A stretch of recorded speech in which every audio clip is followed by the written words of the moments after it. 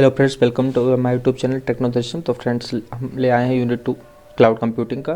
तो चलिए फटाफट इसको डिस्कस कर लेते हैं बिना टाइम वेस्ट किए हुए। तो फ्रेंड्स, आप देखते हैं सर्विस ओरिएंटेड आर्किटेक्चर यूनिट 2 में बेसिकली सर्विस ओरिएंटेड आर्किटेक्चर के बारे में बताया गया। तो सर्विस ओरिएंटेड नाम से पता चल रहा है कि ऐसा आर्किटेक्चर जो सर्विस ओरिएंटेड हो। ठीक है, वेरी इजी, बहुत ईजी में समझते हैं। आर्किटेक्चर जो सर्विस ओरिएंटेड हो, जो सर्विस प्रोवाइड करता हो, हम ऐसा भी कर सकते हैं। ठीक है, तो ये क्या कर सकते हैं, इस आर्किटेक्चर का मोस्ट आईटी जेंट्स कंपनी है, इसको यूज़ करती हैं किस चीज़ के लिए, हैंडल करने के लिए अपने इंटरप्राइजेस को, जिससे उनका इंटरप्राइजेस क्या हो, मोर इफेक्टिव और मोर एफिशिएंट हो। ठीक है फ्रेंड्स, फटाफट डिस्कस कर लेंगे। इसमें हिंदी में कोई दिक्कत नहीं, आप सब समझ जाएंगे। Hindi English very easy way में, आपको कहीं और जाने की जरूरत नहीं। आप ये पूरा वीडियो आप देख लीजिए, आपको पूरा आइडिया लग जाएगा और आप इजीली एग्जाम में लिख पाएंगे। ठीक है, आप क्या कर सकते हैं, it's a style of software. ठीक है, ये क्या है, स्टाइल ऑफ सॉफ्टवेयर डिज़ाइन क्या करता है, where we can access pool of information that provide by the cloud with the help of service cloud base. ठीक है, ये क्या कर सकते हैं, इसे हमें क्या कर सकते हैं, इसे हम जो एक्सेस है किस चीज़ का, पूल ऑफ इंफॉर्मेशन, ठीक है, वो प्रोवाइड होता है किसके थ्रू, क्लाउड के through with the help of service cloud. ठीक है, इस चीज़ को हमने हिंदी में लिख दिया। ठीक है, कि एक आर्किटेक्चर प्रोवाइड करता है जिसके थ्रू हम यूज़र एंड क्लाउड के बीच में ट्रांसलेशन एंड मैनेजमेंट लेयर को, बैरियर को हटा सकते हैं। तो चलिए अब इसको वैसे देख लेते हैं। ठीक है, मान लिया सर्विसेज से कुछ आस है, पास है, सास है। ठीक है, और हमें क्या करना है, इसके हमें देखना है कि क्लाउड SOA के थ्रू क्लाउड कंप्यूटिंग या सर्विस ओरिएंटेड आर्किटेक्चर के थ्रू जो क्लाउड कंप्यूटिंग है, उसके एक्सेसेस को हम क्या कर सकते हैं, जैसे ये इंटरकनेक्टेड होता है। ठीक है, हमें क्या करना है, मान लीजिए हमारे पास कोई सॉफ्टवेयर जैसे हम बना रहे हैं। ठीक है, अब हमारे सॉफ्टवेयर में चाहते हैं कि हम सॉफ्टवेयर में ये फीचर हो, हमारे सॉफ्टवेयर में कुछ फीचर हो। तो ठीक है, उस फीचर के लिए हम लोग क्या करेंगे, उस फीचर के लिए हम क्या करेंगे, हम रिक्वेस्ट करेंगे। ठीक है, होस्ट को या सर्विस प्रोवाइडर को कि हमें पार्टिकुलर सिस्टम में ये रिक्वेस्ट चाहिए। ठीक है, या हमें ये सर्विस चाहिए, तो वो क्या करेगा, हमें सर्विस प्रोवाइड कर देगा अकॉर्डिंग टू आवर नीड। ठीक है, और वो सर्विस के किसी आर्किटेक्चर पे ओरिएंटेड होगा, that is known as service oriented architecture. फिर आप फ्रेंड्स आते हैं रेस्ट क्या है। ठीक है, ये भी एक इंपॉर्टेंट टॉपिक है, एग्जाम में आता रहता है, तो रेस्ट भी आप पढ़ लीजिएगा। ठीक है, इंपॉर्टेंट लिख दिया। रेस्ट में क्या होता है, इसको क्या करते हैं, रिप्रेजेंटेशनल स्टेट ट्रांसफॉर्मेशन। ठीक है, इसमें बेसिकली हम क्या कर सकते हैं, जैसे क्लाइंट और सर्वर के बीच जब हम रिक्वेस्ट करते हैं। ठीक है, ये हिंदी में लिख दें। देखिए, एक टाइप ऑफ सॉफ्टवेयर आर्किटेक्चर है जिसमें हम इस तरह डिजाइन करते हैं कि जो भी कंप्यूटर सिस्टम है इनके बीच इंफॉर्मेशन का एक्सचेंज किया जा सके, किसके थ्रू, इंटरनेट के।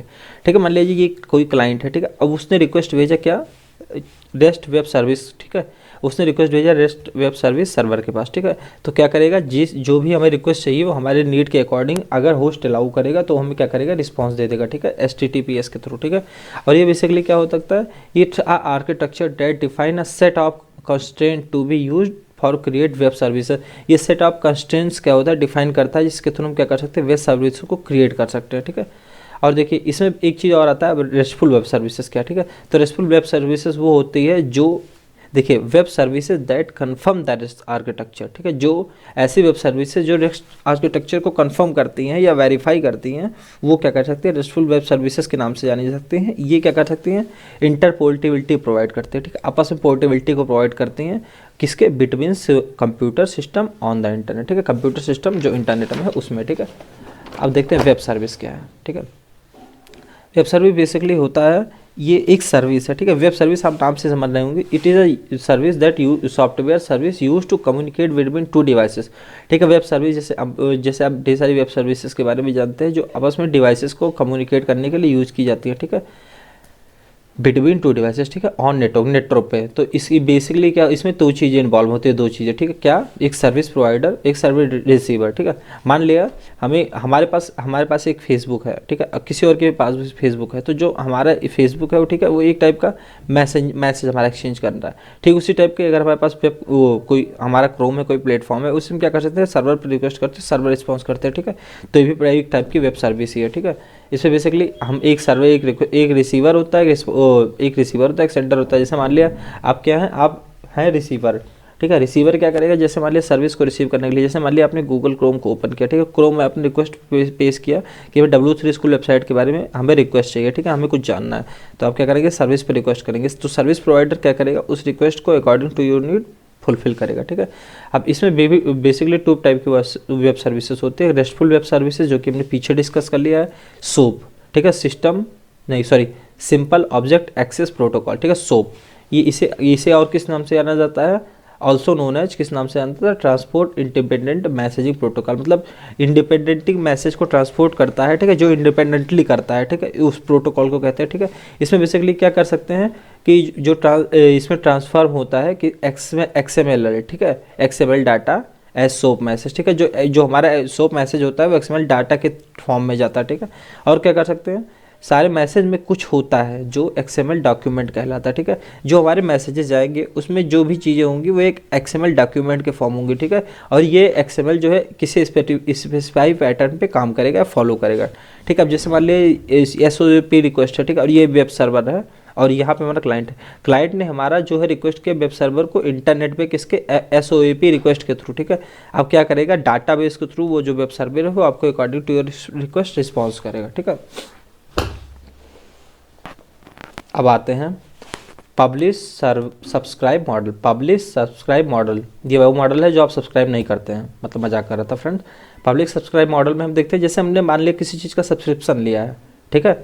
अब हम सब्सक्रिप्शन लिए, जैसे मान लिया हमारे पास एक पब्लिश 1 है, पब्लिश 2, ठीक है, कोई चीज़ पब्लिश है और उसमें टॉपिक्स हैं कुछ सिलेक्टेड, ठीक है। अब जैसे मान लिया हमारे पास हॉटस्टार है, ठीक है, हॉटस्टार में बेसिकली क्या कर सकते हैं, मान लिया हमारे पास कोई एक मूवी है, एक दूसरी मूवी है, ठीक है।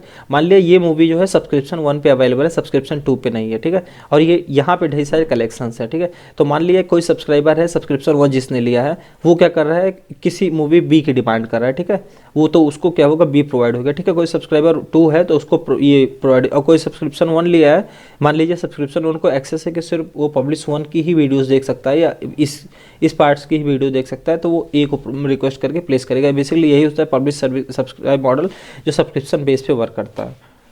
तो फ्रेंड्स, आप सब्सक्राइब की बात आ गई है तो अब तो आपको सब्सक्राइब कर ही लेना चाहिए ताकि नेक्स्ट वीडियो हम जल्दी से बना दें भाई, क्योंकि आप लोग का भी एग्जाम है, ठीक है। अब वर्चुअलाइजेशन देख लेते हैं। वर्चुअलाइजेशन बेसिकली कुछ तो होता नहीं है, एक टाइप का एक वर्चुअल मशीन क्रिएट हो जाती है, एक वर्चुअल थिंग क्रिएट हो जाती है। जैसे अगर हमें मेमोरी की जरूरत है तो एक वर्चुअल मेमोरी क्रिएट हो जाएगी, अगर हमें एक इनपुट आउटपुट सिस्टम की जरूरत है तो वर्चुअली क्रिएट हो जाएगी। तो फ्रेंड्स, इसमें बेसिकली क्या होता है, ये फंडामेंटल कॉन्सेप्ट है किसका, क्लाउड कंप्यूटिंग का, ठीक है। ये एक secure, customized and isolated environment देता है टू एग्जीक्यूट करने के लिए, run application without affecting other app, ठीक है। एप्लीकेशन को रन करने के लिए जो बिना किसी अदर ऐप को इफेक्ट करके रन करता है, ठीक है। जैसे आप वर्चुअल मशीन देखे होंगे VMware, तो उसमें बेसिकली क्या करते हैं, जैसे मान लिया आपके पास क्या है, आपके पास एक ही सिस्टम है, मान लिया आपके घर पे एक ही सिस्टम है, ठीक है।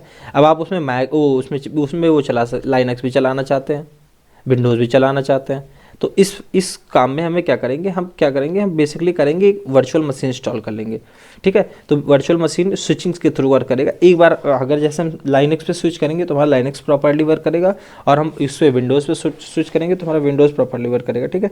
अब बेसिकली हम देख लेते हैं इसकी जरूरत क्यों पड़ी, ठीक है, नीड ऑफ वर्चुअलाइजेशन। तो ऑब्वियस सी बात है, किसके लिए इंक्रीज, किसके लिए, परफॉर्मेंस, ठीक है, परफॉर्मेंस को इंक्रीज करने के लिए और कंप्यूटिंग कैपेसिटी को इंक्रीज करने के लिए, ठीक है। परफॉर्मेंस भाई ऑब्वियस सी बात है इंक्रीज होगी, MANCE, ठीक है, MANC, परफॉर्मेंस ऑब्वियस सी बात है इंक्रीज होगी, ठीक है। और क्या हो जाएगा, क्लाउड कंप्यूटिंग, कंप्यूटिंग की कैपेसिटी इंक्रीज हो जाएगा। भाई सिस्टम हमारे पास एक ही है, हम या तो हमें दूसरे ऑपरेटिंग सिस्टम के लिए दूसरा सिस्टम लेना पड़ेगा, हम वर्चुअल मशीन के थ्रू भी इस चीज़ को कर सकते हैं, ठीक है। अब आते हैं virtualization of hardware and resources और सॉफ्टवेयर रिसोर्सेज, ठीक है। अब इसलिए क्या होता है, हमारे हार्डवेयर एंड सॉफ्टवेयर, जैसे हार्डवेयर के रिसोर्सेज में CPU वगैरह होता है, ठीक है, CPU और वर्चुअलाइजेशन होता है, ठीक है। जो हार्डवेयर रिसोर्सेज में आता है, ऐसा लगता है कि हमारे पास ढेर सारे CPU, बस वो होता है एक ही, वर्चुअलाइज्ड हमें ऐसा लगता है कि हमारे ढेर सारे। और सॉफ्टवेयर में तो आपको पता ही है ढेर सारे सॉफ्टवेयर होते हैं अल्टरनेटिव जो वर्चुअलाइजेशन के वर्क करते हैं, ठीक है। और इस लैक ऑफ स्पेस, ठीक है, अगर हमारे पास कमी है और हमें ढेर सारी चीज़ें चाहिए, मान लीजिए हमारे पास सिस्टम है वो 6 GB उसका रैम है, ठीक है। अब हमें क्या करना है, हमें जो हमारा जो टास्क है वो हो सकता है 16 GB रैम में परफॉर्म हो, ठीक है। और रैम हमारा 4 GB है, 8 GB है, और हमें चाहिए कि 16 GB में हमारे टास्क परफॉर्म हो, तो हम क्या करेंगे, मेमोरी वर्चुअलाइज करके मेमोरी ले लेंगे, ठीक है, और कॉस्ट इफेक्टिव होगा, ठीक है। ये सब अभी हमको समझा देंगे, सब कुछ बहुत ही आसान फ्रेंड। तो भाई सपोर्ट करो जिससे तुम्हारा भाई नकली वीडियो लाता रहे यार, ठीक है। आप क्या कर सकते हैं, टाइप ऑफ वर्चुअलाइजेशन। तो वर्चुअलाइजेशन के टाइप कितने होते हैं, ठीक है, हार्डवेयर सर्वर वर्चुअलाइजेशन, ठीक है। इसमें क्या कर सकते हैं, ये मोस्ट कॉमन टाइप है। बेसिकली इसमें क्या करते हैं, जो स्मॉल सर्वर को कंबाइन करके एक बड़ा सर्वर बनाते हैं और उसे प्रोसेसर से मोस्ट इफेक्टिवली प्रोसेस कर सकते हैं। मान लिया हमारे पास जो छोटे छोटे सर्वर्स हैं, ठीक है, उसको हम क्या कर लेंगे, कंबाइन कर लेंगे और एक बड़ा सर्वर बना लेंगे, ठीक है। और ये मान लेंगे कि हमारे पास मतलब एक कोई बड़ा सर्वर है, एक्चुअली में ये नहीं, ये क्या है, बेसिकली सर्वर का वर्चुअलाइजेशन है, ठीक है। तो बेसिकली इसमें क्या करेंगे, हमारे पास ढेर सारे सर्वर और हम उसको मोर इफेक्टिव बनाकर उसे ढेर सारी प्रोसेस को परफॉर्म कर सकते हैं, ठीक है। अब आता है नेटवर्क वर्चुअलाइजेशन क्या है। ये क्या कर सकता है, ये ऑप्टिमाइज करता है और मैनेज करता है किस चीज़ को, मॉनिटरिंग ऑफ कंप्यूटर नेटवर्क को, ठीक है। बेसिकली ये यही काम करता है। और ये क्या कर सकता है, जो डाटा ट्रांसफर होगा ऑब्वियस सी बात है मोर इफेक्टिव हो जाएगा, रिलायबल हो जाएगा, इंप्रूव हो जाएगा, क्योंकि हमारा नेटवर्क वर्चुअलाइज्ड हो गया, ठीक है। अब स्टोरेज वर्चुअलाइज में क्या करते हैं, इसमें बेसिकली बहुत आसान है, ठीक है। इसको in this type of virtualization क्या कर सकते हैं, multiple hardware storage resources are present at a single storage device. हमें जैसे हमारे पास कोई एक सिंगल स्टोरेज डिवाइस है, तो हम वर्चुअलाइजेशन के थ्रू उसमें डिफरेंट क्या कर सकते हैं, मल्टीपल क्या कर सकते हैं, उसको रिसोर्सेज क्रिएट कर सकते हैं हार्डवेयर। जैसे मान लिया हमारे पास जो स्टोरेज है वो 16 GB है, ठीक है। लेकिन ये हम इसके थ्रू हम 16 GB के हम कई ढेर सारे वर्चुअल वो क्रिएट कर सकते हैं, मेमोरी क्रिएट कर सकते हैं, ठीक है। अब आते हैं स्टोरेज क्रिएट कर सकते हैं। अब आते हैं मेमोरी वर्चुअलाइजेशन, ठीक है। ये क्या होता है, decouple memory, way to decouple memory from the server to provide a share distribution function. Decouple, भाई कपल तो आप लोग बहुत अच्छे से जानते होंगे, ठीक है। कपल मतलब साथ साथ, ठीक है। अब डीकपल माने अलग कर देना, ठीक है। तो way to decouple the memory from the server, ठीक है, मेमोरी को सर्वर से अलग कर देना, टू प्रोवाइड क्या करते थे, शेयर डिस्ट्रीब्यूशन सिस्टम। जब सर्वर से उसको अलग कर देंगे तो जो मेमोरी होगा वो एक शेयर्ड वर्किंग सिस्टम की तरीके से काम करेगी, जिससे आपका काम आसान हो जाएगा, ठीक है। अब सॉफ्टवेयर वर्चुअलाइजेशन, भाई सॉफ्टवेयर को वर्चुअलाइज कर देंगे, डाटा वर्चुअलाइजेशन डाटा को, इसलिए हमने बहुत ईजी वे में लिख दिया, ठीक है। अब आते हैं ये इंप्लीमेंटेशन लेवल ऑफ वर्चुअलाइजेशन, ठीक है। ये भी आता है तो उसको देख लीजिएगा, ठीक है। इसके कुछ बेसिक लेवल्स होते हैं, कितने लेवल होते हैं, 5 लेवल, ठीक है। पहला लेवल क्या होता है, इंस्ट्रक्शन सेट लेवल, ठीक है। दूसरा हार्डवेयर अब्स्ट्रैक्शन लेवल, ठीक है। तीसरा ऑपरेटिंग सिस्टम लेवल, चौथा लाइब्रेरी लेवल, पांचवा एप्लीकेशन लेवल, ठीक है। देखिए तो इसके कुछ एग्जांपल्स भी इसी में दिए हुए हैं, ठीक है, टाइप्स भी, ठीक है। अब हम स्टार्ट करते हैं यहाँ से, क्योंकि बेसिकली 1 2 यहीं से शुरू होता है, ठीक है। तो infrastructure set architecture basically wide dynamo, इसमें क्या कर सकते हैं, रिसोर्सेज का एक्सेस हमारे पास नहीं होता, ठीक है। ये बेसिकली इंफ्रास्ट्रक्चर पे वर्क करता है, ISA इसको बोलते हैं, ठीक है, इंस्ट्रक्शन सेट आर्किटेक्चर, ठीक है। बेसिकली इसमें क्या कर सकते हैं, जो इंस्ट्रक्शन होता है सेट फॉर, इंस्ट्रक्शन सेट किस होता है, कम्युनिकेट हार्डवेयर एंड सॉफ्टवेयर, जिसमें इंस्ट्रक्शन सेट होते हैं हार्डवेयर सॉफ्टवेयर से कम्युनिकेट करने के लिए होते हैं।